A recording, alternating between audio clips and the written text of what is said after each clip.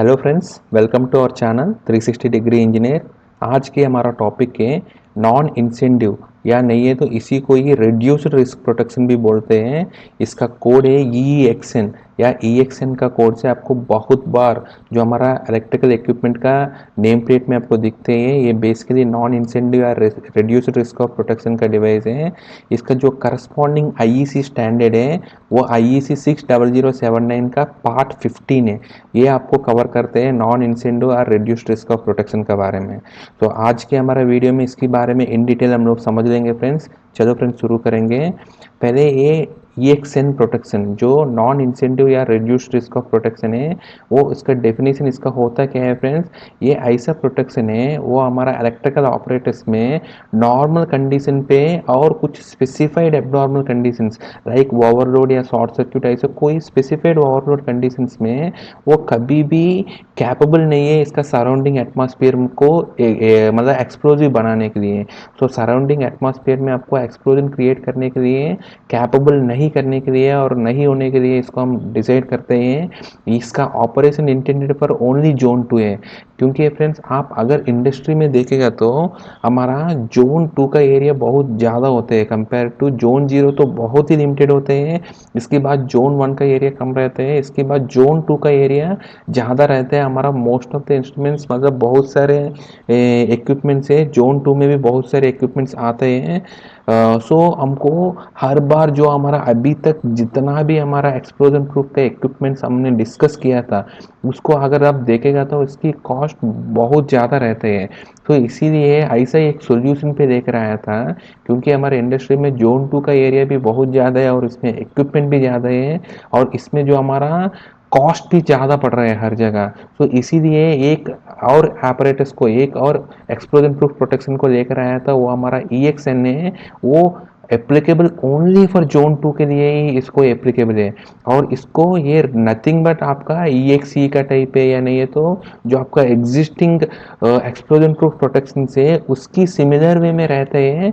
लेकिन इसका जो कंस्ट्रक्शनल रिक्वायरमेंट्स है वो बहुत ही रिलैक्सेशन कर देते हैं। क्योंकि हमको सिर्फ जोन 2 में यूज़ करना है इसको, और इसमें आपको कोई भी आपको हजार्डस लोकेशन मतलब आपको जोन 2 में इसका जो फ्लैमेबल गैस है, वेपर है, वो आपको बहुत कम ड्यूरेशन के लिए रहते हैं। अगर उस ड्यूरेशन में, क्योंकि हमारा इलेक्ट्रिकल इक्विपमेंट अगर आप मोटर ले लीजिए, उसका नॉर्मल ऑपरेशन में वो कभी भी आपको स्पार्क या इसका आर्किंग या स्पार्क या फ्लैश ओवर कभी होता ही नहीं है। इवन ओवरलोड कंडीशन में भी आपका फील्ड में कभी नहीं होता है, ओवरलोड या शॉर्ट सर्क्यूट का कंडीशन में भी। तो नॉर्मली ये कभी नहीं होता है। और जोन 2 में आपको बहुत ही कम रहते हैं। आपको मतलब लेस दैन 10 आवर्स या 15 आवर्स साल में रह सकते हैं इसमें हाइड्रोकार्बन मटेरियल। तो उसके लिए हम लोग अगर ऐसा एक और एक्सप्लोजन प्रूफ प्रोटेक्शन का ऐसा हम लेकर आएंगे, वो थोड़ा सस्ता भी है और उस टाइम के लिए उसके लिए वो डिजाइंड है।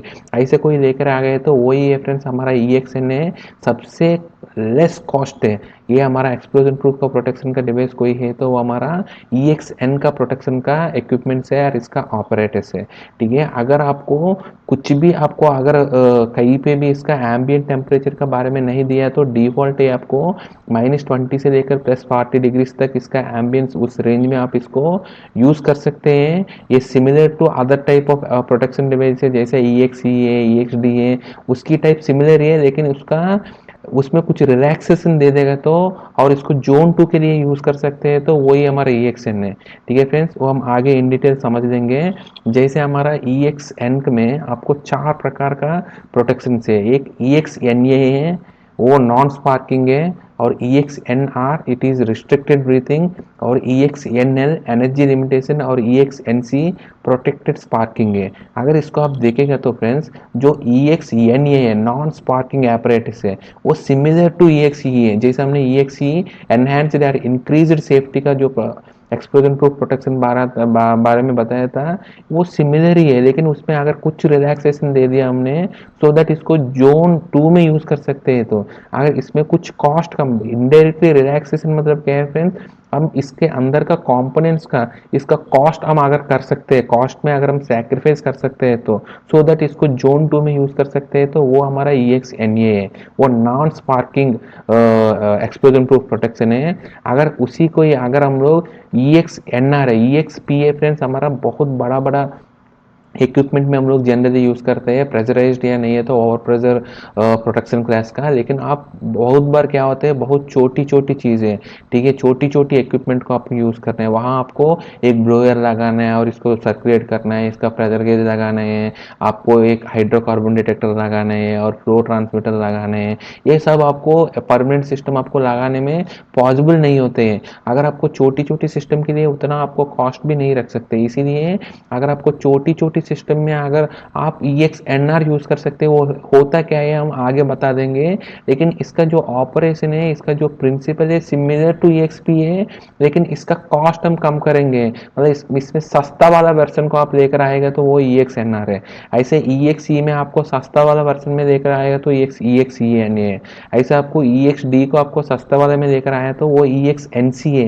ये प्रेशर टाइट है, ये भी आपको एनक्लोजर ब्रेक है, EXNC है। और अगर आप EXI इंस्ट्रिंसिकली सेफ्टी इंस्ट्रूमेंट को आप अगर आप सस्ता वाला वर्जन में देख रहे हैं तो वो EXNL है, एनर्जी लिमिटेशन का है EXNL। तो ऐसा हम लेकर आ जाएंगे सो दैट इसका कॉस्ट कम करेंगे, हम इसका कंपोनेंट्स को थोड़ा और जोन 2 का कंपैटिबल कंपोनेंट्स को यूज कर देंगे सो दैट इसको हम जोन 2 में एटलीस्ट यूज कर सकते हैं, सो दैट हमको हर बार इतना कच्चा लगाने की जरूरत नहीं पड़ेगा। वही हमारा EXN का ये चारों प्रकार का इंस्ट्रूमेंट्स है। हम एक एक के बारे में थोड़ा देख लेंगे फ्रेंड्स। सबसे पहले हमारा EXNA है। EXNA हमने बताया था that is non sparking explosion proof का इंस्ट्रूमेंट है। वो सिमिलर टू EXE है, जो हमारा एनहेंस्ड या नहीं है तो इंक्रीज सेफ्टी इंस्ट्रूमेंट है। जैसे उसमें हमने बताया था इंक्रीज सेफ्टी में हम लोग क्या बताया फ्रेंड्स, ऐसा ही एक इंस्ट्रूमेंट है, इसका एनक्लोजर का अंदर हम लोग जितना भी हम कंपोनेंट्स लगाएंगे वो कंपोनेंट से स्पार्क नहीं होना चाहिए, और वो कंपोनेंट्स ऐसे डिजाइन करेंगे उसमें कोई आर्क नहीं होना चाहिए, कोई फ्लैश ओवर नहीं होना चाहिए, और इसको हम डीरेट करके रखेंगे सो दैट इसका कोई भी सरफेस टेम्परेचर या कोई भी इसमें कंपोनेंट है आपको ओवरलोड में नहीं चलेगा ड्यूरिंग नॉर्मल और छोटी मोटी ऑपरेशन, मतलब अबनॉर्मल ऑपरेशंस में वो आपको कुछ भी आपको हॉट सरफेस या ओवर टेम्परेचर नहीं बढ़ा देगा, क्योंकि हम लोग डीरेट करके रखा था। और इसका इक्विपमेंट, इसका कंपोनेंट्स को हम लोग इसका जो इंसुलेशन और इसका जो डिस्टेंस को, इसका क्रीपेज डिस्टेंस और इसका जो क्लियरेंस, इसका क्लियरेंस को का हम लोग ऐसा बढ़ाएंगे सो दैट इसमें आपको कोई स्पार्क्स या आर्क्स नहीं होते हैं। सो हम लोग एक नॉन स्पार्किंग इक्विपमेंट को क्रिएट कर सकते हैं, ठीक है। लेकिन इसमें कुछ रिलैक्सेशन से इट इज कम्प्लीटली EXE जैसा इतना स्ट्रिंजेंट नहीं है, स्टैंडर्ड है 6007 पार्ट 15 है, इतना स्ट्रिंजेंट नहीं है EXNA का लाइक EXE में तो बहुत ही स्ट्रिंजेंट है लेकिन उतना नहीं है, ठीक है। तो इसको आप जो छोटी मोटी जो जोन 2 में जो भी आप इंडक्शन मोटर्स रहते हैं, स्क्वायर केज इंडक्शन मोटर्स, उसमें आप यूज कर सकते हैं, उसका टर्मिनल बॉक्स को यूज कर सकते हैं, उसका लाइटिंग फिक्चर्स के लिए यूज कर सकते हैं, जंक्शन बॉक्स के लिए यूज कर सकते हैं। तो वो सारे अगर आप जोन 2 में यूज करते हैं, इसको EXNA बोलते हैं। It is nothing but non sparking explosion proof equipment है, ठीक है फ्रेंड्स।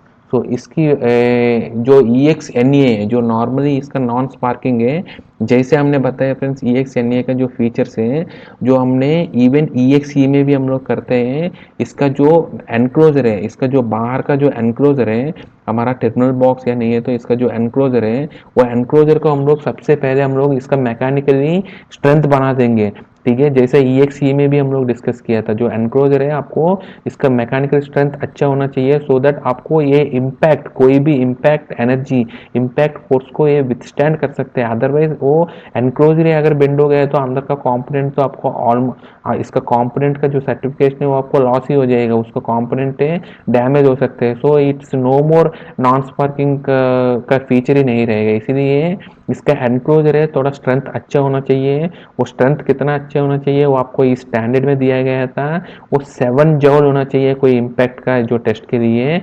पर जिसमें रिस्क ऑफ इम्पैक्ट हाई है तो वहाँ 7 जॉल है, उसमें तो कोई मतलब इसका बगल में कोई आपको मतलब इंस्ट्रूमेंट रहने आपको क्या बोलते हैं हमारा कोई प्लांट एयर है, कोई आपको हाई प्रेशर का कोई लाइन जा रहा है तो उसमें आपको कभी लीक होकर इस एनक्लोजर तक आपको इम्पैक्ट पहुंचा सकते हैं।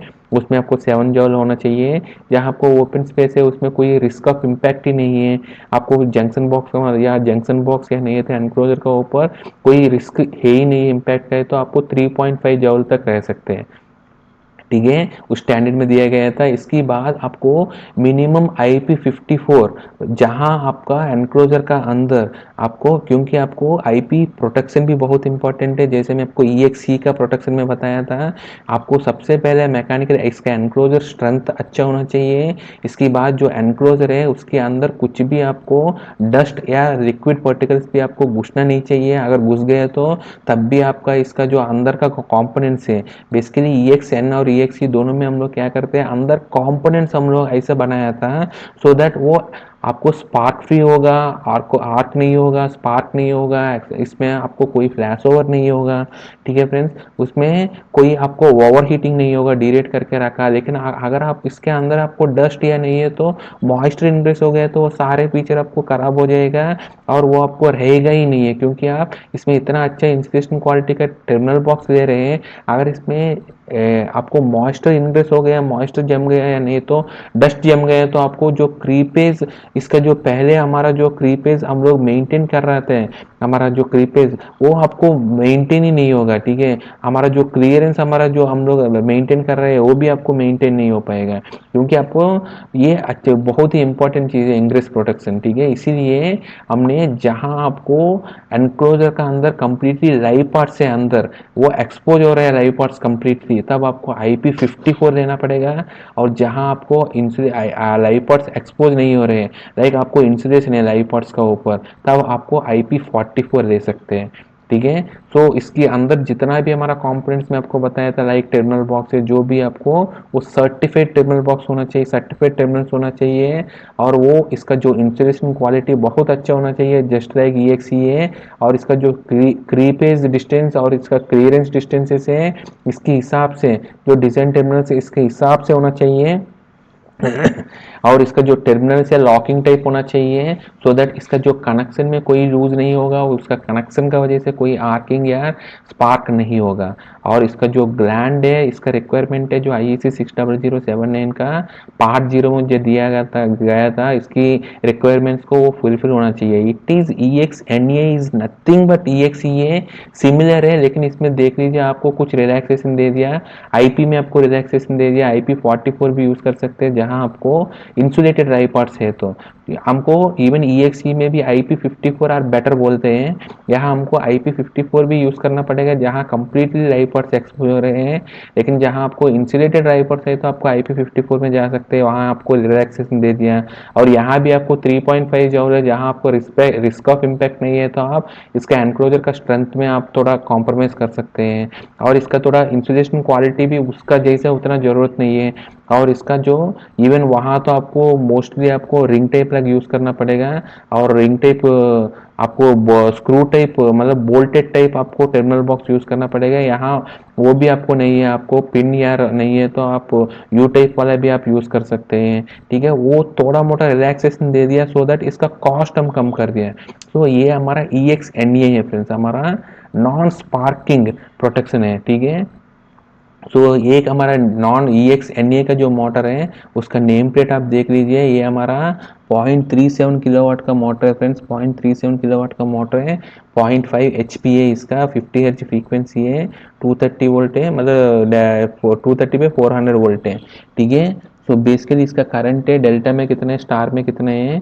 अगर इसका आप एक्सप्लोजन प्रूफ का आप देखेगा तो ये एक सिंबल है आपको एक्सप्लोजन प्रूफ इक्विपमेंट है ये, वो क्या है फ्रेंड्स हमारा EXNA, सो नॉन स्पार्किंग है ये। नॉन स्पार्किंग मतलब it is similar to EXEA। So इसके अंदर जितना भी कंपोनेंट्स है वो थोड़ा कंपोनेंट्स लेवल में इसका टेस्टिंग है और थोड़ा अच्छा क्वालिटी कंपोनेंट्स इसके अंदर, सो दैट इसको बनाया था नॉन स्पार्किंग है। और इसको गैस ग्रुप 2C में यूज़ कर सकते हैं। और इसका जो टेम्परेचर क्लास है T4 या T3 है, GC है, लेकिन GC लिखा मतलब ओनली फॉर जोन 2 है, जोन 2 में ही यूज़ कर सकते हैं इसको। ठीक है, जोन 2 के लिए यूज़ कर सकते हैं, ये गैस के लिए 3G। आपको अगर डस्ट एनवायरनमेंट में यूज़ कर रहे हैं तो इसका दिया गया था ये भी EXTC, जो बोल रहा था डस्ट प्रूफ में इसको EXTC बोलते हैं। और ये इसका 3C में आप यूज़ कर सकते हैं डस्ट ग्रुप का। और इसका जो टेम्परेचर क्लास है 135-200 है, ठीक है। और इसका जो IP है 65, IP 65 है। और इसका जो सर्टिफाइंग एजेंसी है NTU IT है, उसका स्टैंडर्ड अटैक के हिसाब से इसको बनाया था। और इसका जो एम्बियंट टेम्परेचर है आपको बताया था पहले भी, अगर ये मेंशन भी नहीं किया तो इसका ये डिफ़ॉल्ट है एज पर स्टैंडर्ड है। ये हमको डिफ़ॉल्ट अगर कुछ भी आपको एम्बियंट टेम्परेचर के बारे में मेंशन नहीं है तब आप इसी को ही कंसिडर कर सकते हैं, एज पर IEC स्टैंडर्ड है 6007 पार्ट 915 का। ठीक है, -20 to 40 डिग्रीज का एम्बियंट टेम्परेचर में इसको यूज़ कर सकते हैं। ठीक है फ्रेंड, तो ये हमारा एक नॉन स्पार्किंग इक्विपमेंट के बारे में। इसके ये सिमिलर टू EXE है, लेकिन हम लोग क्वालिटी में और इसका जो अंदर कंपोनेंट्स में थोड़ा कॉस्ट कम करने के लिए थोड़ा और डाउनग्रेडेड वर्जन ऑफ EXE है, सो दैट इसको जोन 2 में हम लोग यूज़ कर सकते हैं। इसके बाद ये हमारा EXNC है फ्रेंड्स, ठीक है। EXNC में आपको बताया था सिमिलर टू EXD है। ये हमारा प्रेजर टाइम मतलब प्रेजर टाइट होगा, मतलब इसके अंदर है हम लोग ऐसा कर देंगे, इसके अंदर कुछ भी होता है तो छोटी मोटी आपको बाहर ही नहीं निकलेगा, ठीक है। और इसका जो आप ये देखेगा तो इसका वोल्टेज रेटिंग भी बहुत कम में यूज़ कर रहे हैं, 18 to 30 वोल्ट, 30 वोल्ट का DC में। ये एक हमारा ग्राउंड फॉल्ट मॉनिटर है, ठीक है। अगर इसका जो एक्सप्लोजन प्रूफ ये आप देखेगा तो ये सिंबल है आपको एक्सप्लोजन प्रूफ का सर्टिफिकेट है इसमें, ठीक है। ये EXNC है, आप 2C ग्रुप में यूज़ कर सकते हैं, गैस ग्रुप में। और इसका जो टेम्परेचर क्लास है G4 है। जो GC दिया मतलब इसका मतलब क्या है फ्रेंड्स, आपको ये ओनली फॉर जोन 2 है। आपको कभी भी आपको EXN का कोई भी आपको आते हैं तो वो डिफॉल्ट वो ओनली फॉर जोन 2 के लिए यूज़ कर सकते हैं इसको। आपको ये आपको दिख रहे नहीं दिख रहे, फिर भी आपको ओनली फॉर जोन 2 के लिए एप्लीकेबल है, ठीक है। इसका जो टेस्टिंग एजेंसी है डेमको 03 है, वो अटैक के हिसाब से आपको किया था। और इसका सर्टिफिकेशन नंबर है। और इसका जो एम्बियंट टेम्परेचर है -40 to 85 डिग्री सेंटीग्रेड है। सो यहाँ आप दे दीजिए फ्रेंड्स, एम्बियंट टेम्परेचर थोड़ा ज़्यादा है, मेंशन किया था -40 to 85 डिग्रीज का एम्बियंस रेंज तक इसको हम यूज़ कर सकते हैं, ठीक है। तो ये आपको EXNC है, इट इज़ सिमिलर टू हमारा EXD जैसे ही है। हम लोग इसके अंदर जो भी आपको छोटी मोटी एक्सप्लोजन है, जैसे EXD मोटर में तो बड़ा एक्सप्लोजन है, इसीलिए हमारा बड़ा मतलब इसका रेटिंग ज़्यादा है, इसका इम्पैक्ट ज़्यादा है। इसको हम लोग एक कंट्रोल सर्किट वाला कुछ है, इसका कंट्रोलर जैसे छोटी मोटी वाले में हम लोग यूज़ कर रहे हैं, ग्राउंड फॉल्ट मॉनिटर है। इसके अंदर इतना ये नहीं है कि फ्लैश ओवर ज़्यादा होगा नहीं है, अगर होगा है तो इसका दम इतना नहीं होते हैं, तो इसीलिए इसको थोड़ा कम वर्सन में, ठीक है, वहाँ जैसा उतना स्ट्रिंजेंट रखने की ज़रूरत नहीं है, थोड़ा कम वर्सन में हम लोग EXNC को लेकर आए हैं, ठीक है फ्रेंड्स। इसकी बाद है EXNR है। ये EXNR है, ये रिस्ट्रिक्टिव ब्रीथिंग एनक्लोजर है। ये रिस्ट्रिक्टिव ब्रीथिंग एनक्लोजर है, इट इज सिमिलर टू हमारा EXP है। हमारा प्रेजर टाइट का जो एनक्लोजर है फ्रेंड्स, उसमें हम लोग क्या करते हैं, हम लोग अंदर है एक सेफ गैस को फिल कर देते हैं और इसको सर्कुलेट करते रहते हैं और इसको चेंज करते रहते हैं। और इसका प्रेजर को हम लोग बाहर का एटमॉस्फेरिक प्रेजर से ज़्यादा रखते हैं, सो दैट आपको बाहर का कुछ भी हाइड्रोकार्बन मटेरियल आपको अंदर इंग्रेस नहीं होगा, सो दैट अंदर का जितना भी आपको इक्विपमेंट्स है, जो कंपोनेंट्स है, इसको आप मतलब वो इग्निशन होने से भी अंदर आपको कोई भी कंपोनेंट्स आपको इग्निशन या नहीं तो हॉट सरफेस होने से भी आपको बाहर कुछ भी एक्सप्लोजन या इसका सराउंडिंग में कुछ भी एक्सप्लोजन क्रिएट नहीं करते हैं EXP में, ठीक है। ये भी आपको ऐसे ही है, लेकिन इसमें हम लोग क्या करते हैं, जो EXNR में हम लोग वहाँ क्या है एक परमानेंट अरेंजमेंट रखते हैं, एक ब्लोअर लेते हैं, जैसा सेफ गैस अगर एयर ले रहे हैं तो एक ब्लोअर लेते हैं, ब्लोअर से आप एयर को सक करते हैं, एक फिल्टर लगा देते हैं, फिल्टर के बाद हाइड्रोकार्बन डिटेक्टर रहते हैं, इसके बाद प्रेजर ट्रांसमीटर रहते हैं, फ्लो ट्रांसमीटर रहते हैं। और इसको कंटिन्यूसली करते हैं, इसका पर्जिंग होता है इनिशियली।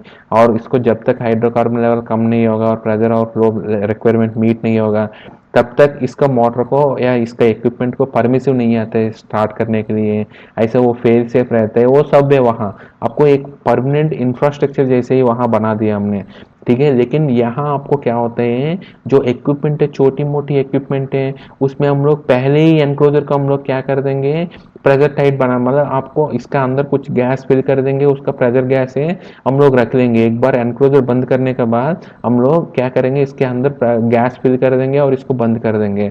सो दैट वो गैस, कैसे गैस फिल कर देंगे, वो गैस को हम लोग ऐसे फिल कर देंगे, वो आपको अंदर कुछ भी आपको कोई भी आपको अगर अंदर इग्निशन होते हैं, कोई भी आपको इग्निशन सोर्स बनता है, तो वो आपको बाहर नहीं आना चाहिए, ठीक है। मतलब वो बाहर का कुछ भी गैस है वो अंदर नहीं जाना चाहिए, क्योंकि हम लोग एकदम सील टाइट कर दिया, मतलब इसकी अंदर जो प्रेजरेट गैस है उसको आपको बाहर जाने ही नहीं देंगे। वो प्रेजरेट गैस भी जैसा हम लोग ईएक्सपी में रखते हैं, हम लोग 5 to 6 times of atmospheric pressure रहते हैं, लेकिन यहाँ आपको इतना नहीं रखते, just above the atmospheric pressure रखते हैं, क्योंकि हमको इसको जोन 1 में तो यूज़ करना ही नहीं है, हमको ओनली जोन 2 में यूज़ करना है। सो चांसेस बहुत कम है आपको एक्सप्लोजन एरिया बनने का। सो इसीलिए थोड़ा सा हम लोग ऐसे लेते हैं, मतलब ये रिड्यूस रिस्क है। मतलब जैसा आप कोई भी नॉन फ्लेम प्रूफ इक्विपमेंट अगर आप दे दिया तो जोन 2 में, उसमें आपको ज़्यादा रिस्क है, लेकिन आप रिड्यूस रिस्क में आप इंस्ट्रूमेंट को यूज़ कर रहे हैं, ठीक है, क्योंकि इसमें ऑलरेडी छोटा मोटा प्रोटेक्शन है, लेकिन ये फुल प्रूफ नहीं है। EXN का कोई भी इक्विपमेंट आपको फुल प्रूफ नहीं है, लेकिन रिड्यूस रिस्क है इसमें, ठीक है। सो बेसिकली इसके एडवांटेजेस भी जैसा वहाँ जैसे ही है, क्योंकि EXNR में आपको लाइट वेट है, ठीक है। लाइट वेट आप नॉन मेटालिक कंस्ट्रक्शन भी यूज़ कर सकते हैं, कुछ भी यूज़ कर सकते हैं, जैसा बाकी आपको कोई भी आपको एक्सप्लोजन प्रूफ में आप नॉन मेटालिक यूज़ नहीं कर सकते, लेकिन EXNR का केस में आप नॉन मेटालिक यूज़ कर सकते हैं। आपको सिर्फ सीलिंग ही रखना है, इसके अंदर का गैस, इसका अंदर जो भी आप गैस फिल करते हैं उसको आपको बाहर ही नहीं जाना चाहिए, टाइट कर देना चाहिए। एक बार इसको एनक्लोजर खोल दिया तो दोबारा इसको गैस फिल करना पड़ेगा, ठीक है, ऐसा हमको डिजाइन करना पड़ेगा, ठीक है। सो उसको ऐसे हम लोग डिजाइन करते हैं गैस फिल करके, सो दैट बाहर का एटमॉस्फेयर में कुछ भी आपको फ्लैमेबल गैसेस है, हाइड्रोकार्बन गैसेस जो प्रेजेंट होता है, वो आपको अंदर घुसने ही नहीं देना चाहिए, क्योंकि अंदर प्रेशर ज़्यादा है तो बाहर जो एटमॉस्फेरिक गैस है वो अंदर कभी भी घुस ही नहीं सकते हैं, ठीक है। तो और इसमें एक और चीज़ है, इसका जो इनग्रेस प्रोटेक्शन लेवल भी बहुत अच्छा होना चाहिए, सो दैट गैस तो नहीं घुस रहे लेकिन पानी या डस्ट भी नहीं घुसना चाहिए, क्योंकि हमको इसको इतना सीलिंग करके रखना चाहिए, इसको हाई इनग्रेस प्रोटेक्शन रहना ही चाहिए, टाइटली सील्ड होना चाहिए, ठीक है फ्रेंड्स। तो ये है बेसिकली, तो ये NR एनक्लोजर ऐसे ही है फ्रेंड्स, इसमें आपको टेम्परेचर राइज ज़्यादा नहीं होना चाहिए, क्योंकि ये कम्प्लीटली सील्ड है, आपको कोई भी वेंट होने का चांस नहीं है, कोई भी अगर एक्सप्लोजन हो रहा है तो वो वेंट नहीं हो रहा है, और इसका जो अंदर कुछ भी कूलिंग का कुछ होता नहीं है, हमने गैस भर के रख दिया और इसको वहीं पर ही रोक दिया था, और इसको कुछ सर्कुलेशन वर्कुलेशन नहीं होते हैं, अगर कभी भी मेंटेनेंस में इसको कोड रहे तो दोबारा इसको रिफिल करना पड़ेगा। तो इसमें कूल टेम्परेचर राइज जहाँ ज़्यादा नहीं होते हैं और छोटी मोटी इक्विपमेंट है वहीं पर यूज़ करते हैं, इसीलिए इसका स्टैंडर्ड में दिया गया था, जो आपको EXNR है, रिस्ट्रिक्टिव ब्रीथिंग एनक्लोजर है, उसमें आपको टेम्परेचर राइज टेस्ट और इनग्रेस प्रोटेक्शन है, बहुत ही इंपॉर्टेंट है इस एनक्लोजर का इंटीग्रिटी मेंटेन करने के लिए, क्योंकि आपको टेम्परेचर राइज अगर ज़्यादा नहीं होना चाहिए, इसका कंपोनेंट का अंदर कंपोनेंट में टेम्परेचर राइज ज़्यादा नहीं होना चाहिए, और बाहर के एनक्लोजर है इनग्रेस प्रोटेक्शन सही होना चाहिए, तब भी ये सही से काम करेगा, ठीक है। और ये बेसिकली मैं आपको बताया था, ये एनक्लोजर है रेस्ट्रिक्टिव एयर है, मतलब आपको कहीं से भी आपको एयर को मतलब जाने का मौका ही नहीं देते, कंप्लीटली टाइटली सील करके रखते हैं, सो दैट इसको हम यूज़ कर सकते हैं। मैं आपको बता रहा हूँ फ्रेंड्स, ये XNR भी आपको छोटी छोटी रेटिंग में यूज़ करते हैं, बहुत छोटी मोटी एप्लीकेशंस में, ठीक है। तो ये हमारा EXNL है, ये हमारा मतलब आपको क्या है फ्रेंड्स, एनर्जी लिमिटिंग है, ये सिमिलर टू EX है ये, लेकिन जो आपको बहुत छोटी छोटी रेटिंग है, हर चीज़ मैं आपको बता रहा हूँ फ्रेंड्स, जैसा प्रेशर ट्रांसमीटर है, ठीक है, उसमें आपको ऑलरेडी 4 to 20 मिली एम्पियर बहुत छोटी मोटी रेटिंग है, वहाँ आपको यूज़ करने हैं, ठीक है। वहाँ वहाँ आपको यूज़ करना है, ठीक है, वहाँ यूज़ करना है, तो आपको जैसे 65 वोल्ट DC है, वहाँ आपको यूज़ करना है, तो जो आपको एक्सप्लोजन प्रूफ है ये आप देख लीजिए, ये आपका EX EX या नहीं तो EXL इसीलिए बोल रहा था, EXNL है, वो भी आपको 2C का गैस ग्रुप में यूज़ कर सकते हैं। ये T5 का क्लास है, T5 का इसका जो टेम्परेचर है, ठीक है, इसका एम्बियंट टेम्परेचर दिया गया था -40 टू 70 डिग्री सेंटीग्रेड तक, ठीक है फ्रेंड्स। सो ये आपका अगर एम्बियंट टेम्परेचर 80 डिग्री से है तो मतलब ये आई से दिया गया था, ठीक है।